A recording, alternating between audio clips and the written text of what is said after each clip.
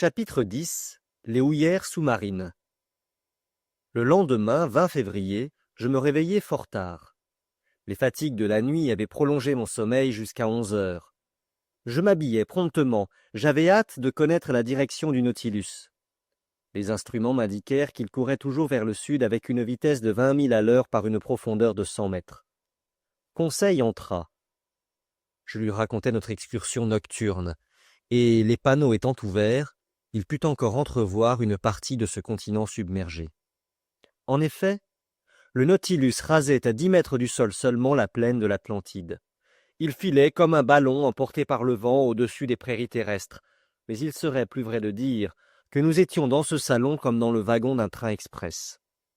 Les premiers plans qui passaient devant nos yeux, c'étaient des rocs découpés fantastiquement, des forêts d'arbres passés du règne végétal au règne animal et dont l'immobile silhouette grimaçait sous les flots. C'étaient aussi des masses pierreuses enfouies sous des tapis d'axidie et d'anémones, hérissées de longues hydrophytes verticales, puis des blocs de lave étrangement contournés qui attestaient toute la fureur des expansions plutoniennes.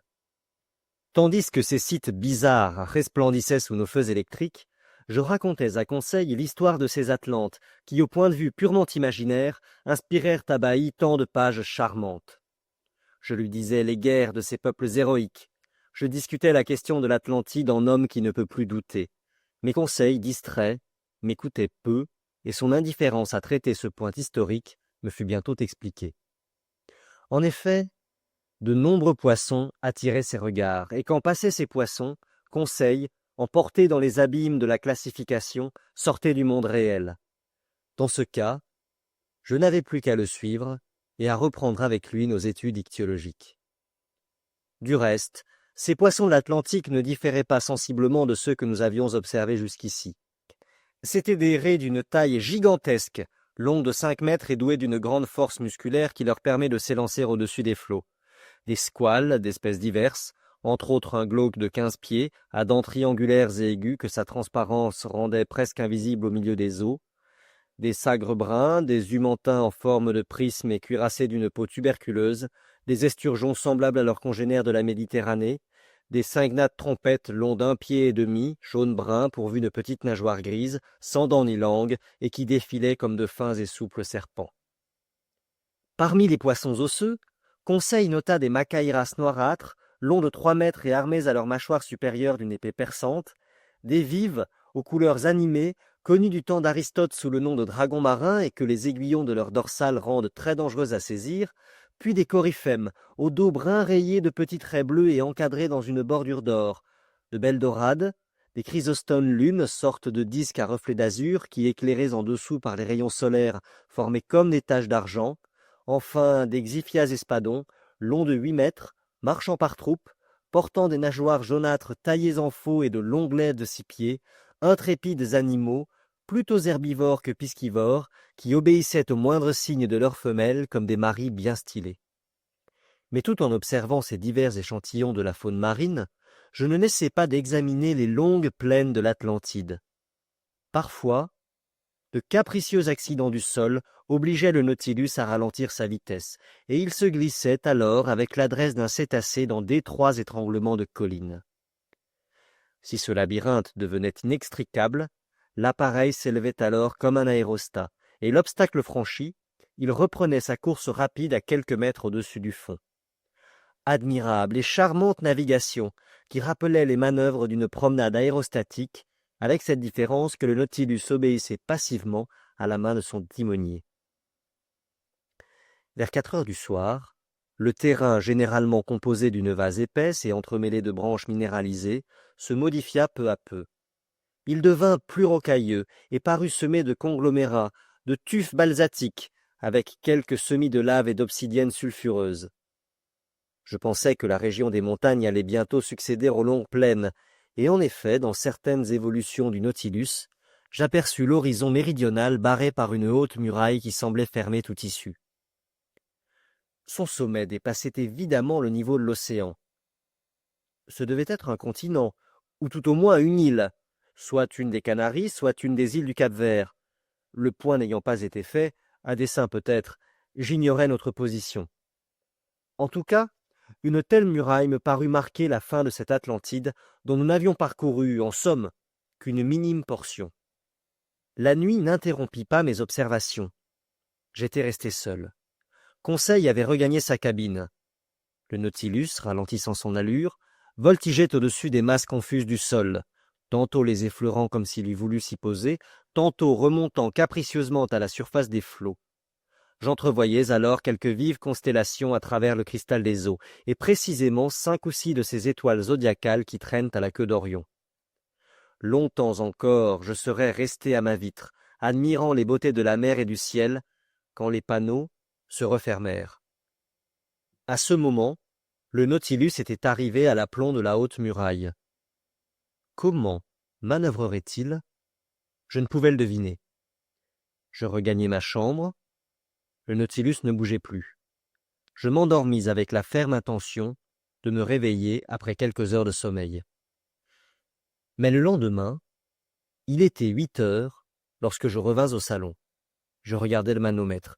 Il m'apprit que le Nautilus flottait à la surface de l'océan. J'entendais d'ailleurs un bruit de pas sur la plateforme. Cependant aucun roulis ne trahissait l'ondulation des lames supérieures. Je montai jusqu'au panneau, il était ouvert. Mais, au lieu du grand jour que j'attendais, je me vis environné d'une obscurité profonde. Où étions-nous? M'étais-je trompé? Faisait-il encore nuit? Non, pas une étoile ne brillait, et la nuit n'a pas de ces ténèbres absolues. Je ne savais que penser. Quand une voix me dit « C'est vous, monsieur le professeur. »« Ah, capitaine Nemo, répondis-je. Où sommes-nous? »« Sous terre, monsieur le professeur. »« Sous terre, m'écriai-je. Et le Nautilus flotte encore? »« Il flotte toujours.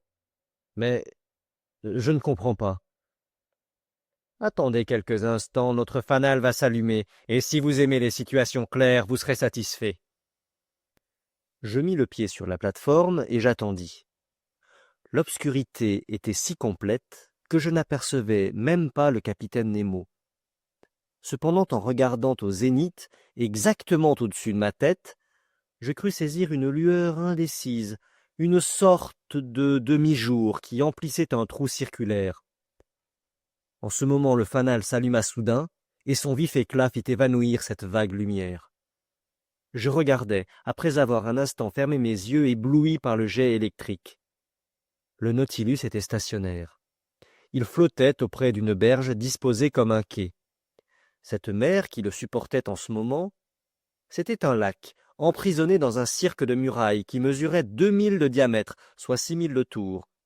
Son niveau, le manomètre l'indiquait, ne pouvait être que le niveau extérieur, car une communication existait nécessairement entre ce lac et la mer. Les hautes parois, inclinées sur leur base, s'arrondissaient en voûte et figuraient un immense entonnoir retourné dont la hauteur comptait 5 ou 600 mètres. Au sommet s'ouvrait un orifice circulaire par lequel j'avais surpris cette légère clarté, évidemment due aux rayons diurnes. Avant d'examiner plus attentivement les dispositions intérieures de cette énorme caverne, avant de me demander si c'était là l'ouvrage de la nature ou de l'homme, j'allai vers le capitaine Nemo.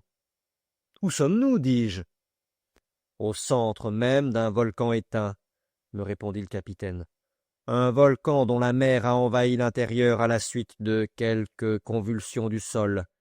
Pendant que vous dormiez, monsieur le professeur, le Nautilus a pénétré dans ce lagon par un canal naturel ouvert à 10 mètres au-dessous de la surface de l'océan. C'est ici son port d'attache. Un port sûr, commode, mystérieux, abrité de tous les rhumes du vent.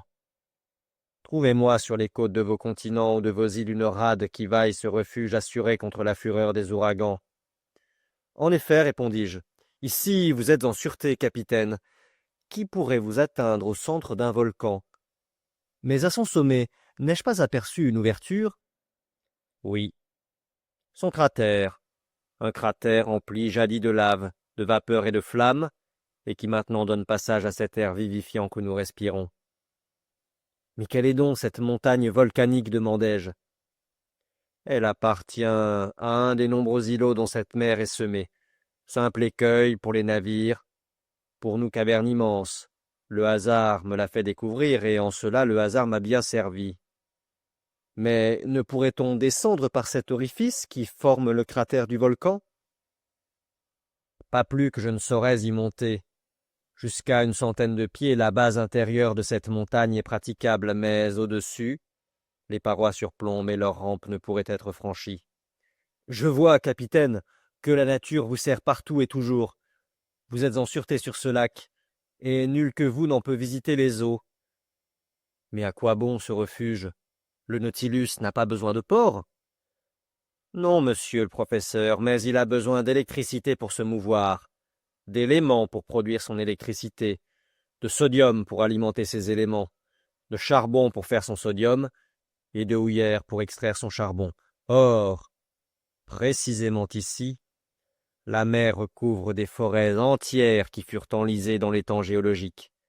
Minéralisées maintenant et transformées en houille, elles sont pour moi une mine inépuisable. Vos hommes capitaines font donc ici le métier de mineur? Précisément. Ces mines s'étendent sous les flots comme les houillères de Newcastle. C'est ici que, revêtus du scaphandre, le pic et la pioche à la main, mes hommes vont extraire cette houille que je n'ai pas même demandée aux mines de la terre.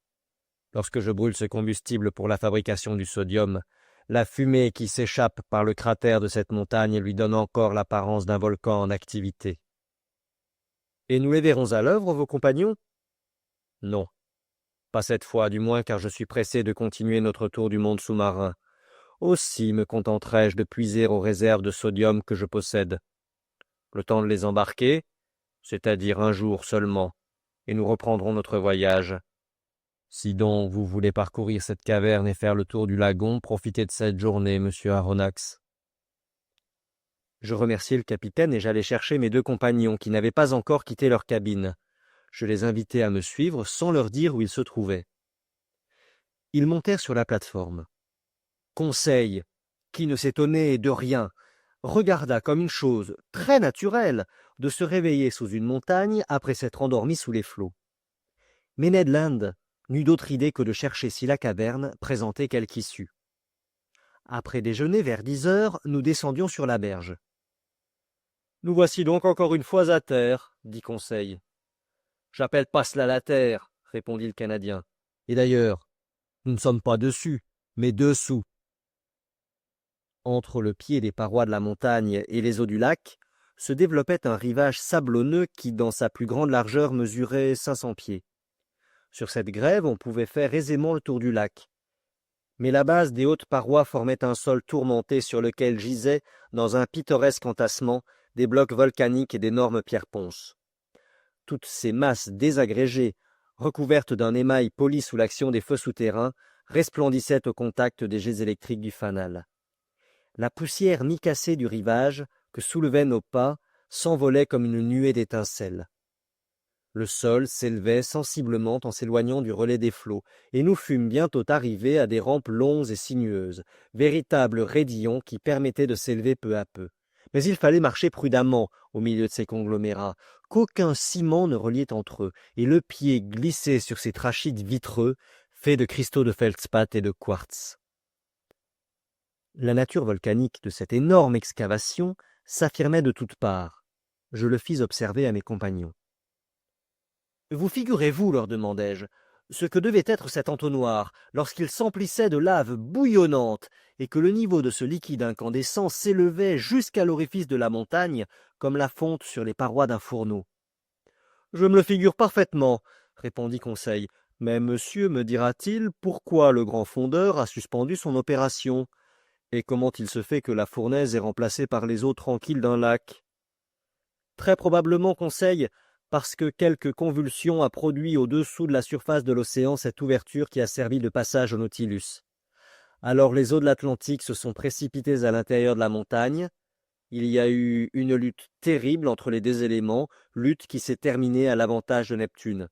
Mais bien des siècles se sont écoulés depuis lors, et le volcan submergé s'est changé en grotte paisible. « Très bien, » répliqua Ned Land. « J'accepte l'explication. Mais je regrette dans notre intérêt que cette ouverture dont parle monsieur le professeur ne se soit pas produite au-dessus du niveau de la mer. Mais, ami Ned, répliqua Conseil, si ce passage n'eût pas été sous-marin, le Nautilus n'aurait pu y pénétrer. Et j'ajouterais, maître Land, que les eaux ne se seraient pas précipitées sous la montagne et que le volcan serait resté volcan. Donc, vos regrets sont superflus. Notre ascension continua. Les rampes se faisaient de plus en plus raides et étroites.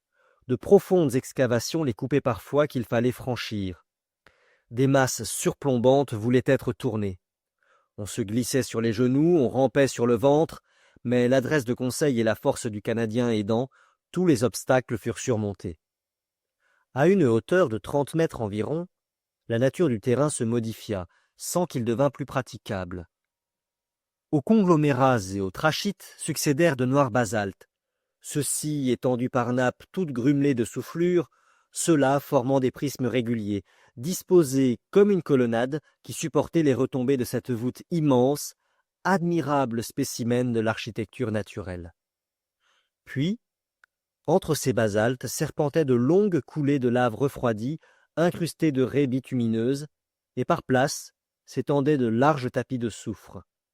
Un jour plus puissant, entrant par le cratère supérieur, inondait d'une vague clarté toutes ces déjections volcaniques à jamais ensevelies au sein de la montagne éteinte. Cependant, notre marche ascensionnelle fut bientôt arrêtée, à une hauteur de 250 pieds environ, par d'infranchissables obstacles. La voussure intérieure revenait en surplomb, et la montée dut se changer en promenade circulaire. À ce dernier plan, le règne végétal commençait à lutter avec le règne animal. Quelques arbustes, et même certains arbres, sortaient des anfractuosités de la paroi. Je reconnus des euphorbes qui laissaient couler leur suc caustique, des héliotropes, très inhabiles à justifier leur nom puisque les rayons solaires n'arrivaient jamais jusqu'à eux, penchaient tristement leurs grappes de fleurs aux couleurs et aux parfums à demi passés. Ça et là, quelques chrysanthèmes poussaient timidement au pied d'aloès à longues feuilles tristes et maladifs. Mais entre les coulées de lave, j'aperçus de petites violettes, encore parfumées d'une légère odeur, et j'avoue que je les respirais avec délice. Le parfum, c'est l'âme de la fleur, et les fleurs de la mer, ces splendides hydrophytes, n'ont pas d'âme. Nous étions arrivés au pied d'un bouquet de dragonniers robustes qui écartaient les roches sous l'effort de leurs musculeuses racines, quand Ned Land s'écria « Ah, monsieur, une ruche !»« Une ruche !» répliquai-je en faisant un geste de parfaite incrédulité. « Oui, une ruche !» répéta le Canadien. « Et des abeilles qui bourdonnent autour !» Je m'approchai et je dus me rendre à l'évidence. Il y avait là, à l'orifice d'un trou creusé dans le tronc d'un dragonnier, quelques milliers de ces ingénieux insectes si communs dans toutes les Canaries et dont les produits y sont particulièrement estimés. Tout naturellement, le Canadien voulut faire sa provision de miel, et j'aurais eu mauvaise grâce à m'y opposer. Une certaine quantité de feuilles sèches mélangées de soufre s'allumèrent sous l'étincelle de son briquet, et il commença à enfumer les abeilles. Les bourdonnements cessèrent peu à peu, et la ruche éventrée livra plusieurs livres d'un miel parfumé. Ned Land en remplit son havresac. « Quand j'aurai mélangé ce miel avec la pâte de l'Artocarpus, nous dit-il, je serai en mesure de vous offrir un gâteau succulent. »« Parbleu, fit Conseil, ce sera du pain d'épices. »« Va pour le pain d'épices, dis-je, mais reprenons cette intéressante promenade. » À certains détours du sentier que nous suivons alors, le lac apparaissait dans toute son étendue. Le fanal éclairait en entier sa surface paisible qui ne connaissait ni les rides ni les ondulations. Le Nautilus gardait une immobilité parfaite.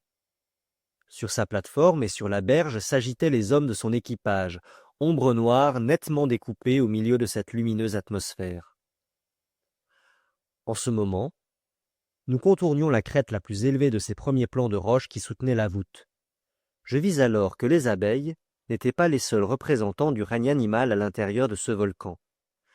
Des oiseaux de proie planaient et tournoyaient çà et là dans l'ombre ou s'enfuyaient de leurs nids perchés sur des pointes de roc.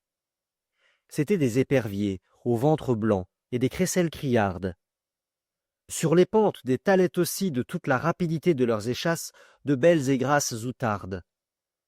Je laisse à penser si la convoitise du Canadien fut allumée à la vue de ce gibier savoureux, et s'il regretta de ne pas avoir un fusil entre ses mains. Il essaya de remplacer le plomb par les pierres, et après plusieurs essais infructueux, il parvint à blesser une de ces magnifiques outardes. Dire qu'il risqua 20 fois sa vie pour s'en emparer, ce n'est que vérité pure. Mais il fit si bien que l'animal alla rejoindre dans son sac les gâteaux de miel. Nous dûmes alors redescendre vers le rivage, car la crête devenait impraticable. Au-dessus de nous, le cratère béant apparaissait comme une large ouverture de puits. De cette place, le ciel se laissait distinguer assez nettement, et je voyais courir des nuages échevelés par le vent d'ouest qui laissaient traîner jusqu'au sommet de la montagne leurs brumeux haillons. Preuve certaine que ces nuages se tenaient à une hauteur médiocre, car le volcan ne s'élevait pas à plus de 800 pieds au-dessus du niveau de l'océan. Une demi-heure après le dernier exploit du Canadien, nous avions regagné le rivage inférieur. Ici, la flore était représentée par de larges tapis de cette criste marine, petite plante ombellifère très bonne à confire, qui porte aussi des noms de perce-pierre, de passe-pierre et de fenouil marin. Conseil en récolta quelques bottes. Quant à la faune, elle comptait par milliers des crustacés de toutes sortes, des homards, des crabes tourteaux, des palémons, des mysis, des faucheurs, des galatées, et un nombre prodigieux de coquillages, porcelaines, rochers et patelles. En cet endroit s'ouvrait une magnifique grotte. Mes compagnons et moi nous prîmes plaisir à nous étendre sur son sable fin. Le feu avait poli ses parois émaillées et étincelantes, toutes saupoudrées de la poussière du mica. Ned Land en tâtait les murailles et cherchait à sonder leur épaisseur. Je ne pus m'empêcher de sourire. La conversation se mit alors sur ses éternels projets d'évasion, et je crus pouvoir, sans trop m'avancer, lui donner cette espérance. C'est que le capitaine Nemo n'était descendu au sud que pour renouveler sa provision de sodium. J'espérais donc que maintenant, il rallierait les côtes de l'Europe et de l'Atlantique, ce qui permettrait aux Canadiens de reprendre avec plus de succès sa tentative avortée. Nous étions étendus depuis 1 heure dans cette grotte charmante. La conversation, animée au début, languissait alors. Une certaine somnolence s'emparait de nous. Comme je ne voyais aucune raison de résister au sommeil, je me laissai aller à un assoupissement profond. Je rêvais, on ne choisit pas ses rêves, je rêvais que mon existence se réduisait à la vie végétative d'un simple mollusque. Il me semblait que cette grotte formait la double valve de ma coquille. Tout d'un coup, je fus réveillé par la voix de Conseil. « Alerte! Alerte !» criait ce digne garçon. « Qu'y a-t-il » demandai-je, me soulevant à demi. « L'eau nous gagne !» Je me redressai. La mer se précipitait comme un torrent dans notre retraite, et décidément, puisque nous n'étions pas des mollusques, il fallait se sauver. En quelques instants, nous fûmes en sûreté sur les sommets de la grotte même. « Que se passe-t-il donc » demanda Conseil. « Quelque nouveau phénomène ?»« Eh non, mes amis, répondis-je. C'est la marée. Ce n'est que la marée qui a failli nous surprendre comme le héros de Walter Scott. L'océan se gonfle au dehors, et par une loi toute naturelle d'équilibre, le niveau du lac monte également. Nous en sommes quittes pour un demi-bain. Allons nous changer au Nautilus. » 3/4 d'heure plus tard, nous avions achevé notre promenade circulaire et nous rentrions à bord. Les hommes de l'équipage achevaient en ce moment d'embarquer les provisions de sodium, et le Nautilus aurait pu partir à l'instant. Cependant, le capitaine Nemo ne donna aucun ordre. Voulait-il attendre la nuit et sortir secrètement par son passage sous-marin? Peut-être. Quoi qu'il en soit, le lendemain, le Nautilus ayant quitté son port d'attache, naviguait au large de toute terre et à quelques mètres au-dessous des flots de l'Atlantique.